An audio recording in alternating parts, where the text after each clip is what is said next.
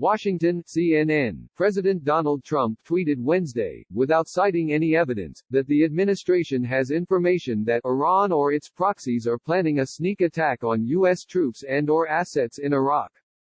Trump added, "If this happens, Iran will pay a very heavy price, indeed." The president's tweet, which the White House did not elaborate upon, comes as the U.S. has picked up more intelligence in the last several days from an ongoing stream indicating that Iranian-backed militias inside Iraq are potentially planning an attack against U.S. forces in the near future, one U.S. official said. The White House did not respond to requests for comment. The intelligence is some of the latest in a threat stream that the U.S. has been monitoring in Iraq in recent months, the official said. It follows the U.S. killing of Iran's second most powerful official, General Qasem Soleimani, in January, and tit-for-tat strikes between the U.S. and Iraq-based militias in March.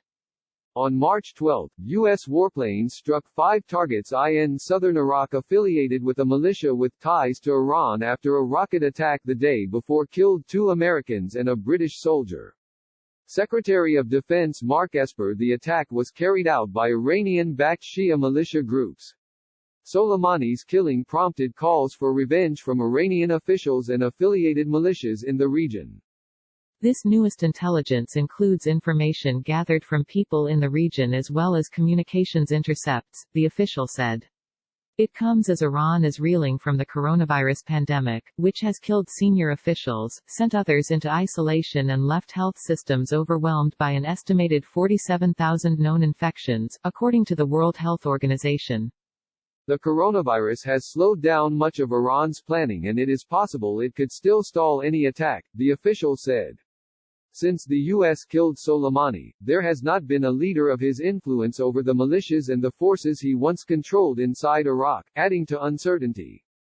The New York Times has reported that there has been tension within the Trump administration about whether to escalate military action against Iran, with officials such as Secretary of State Mike Pompeo urging a harder response after the March 11 killing of the 2 Americans.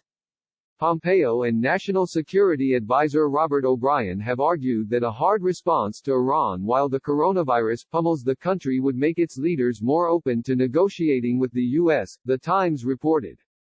But Pentagon officials, including Esper and Chairman of the Joint Chiefs General Mark Milley, have argued against such a move. They have said that they lacked clear evidence the March 11 attack had been ordered by Iran, The Times said. And they've cautioned that a harsher response could give rise to a wider war with Iran and further damage badly strained ties with Iraq, they warned. In the end, the U.S. conducted its March 12 airstrikes on weapons depots. Since then, the Pentagon has taken steps to improve defenses for its troops stationed in Iraq. Last month, General Kenneth McKenzie, commander of U.S. Central Command, said for the first time that the U.S. is moving Patriot missile systems into Iraq. We've put the preparatory materiel in place that will allow us to establish Patriot positions inside Iraq, McKenzie told reporters at the Pentagon. The U.S. will be sending the Patriots to bases in Al-Assad and Erbil, and will also strengthen both places with counter-artillery and rockets systems. U.S. troops have also consolidated into fewer bases within Iraq.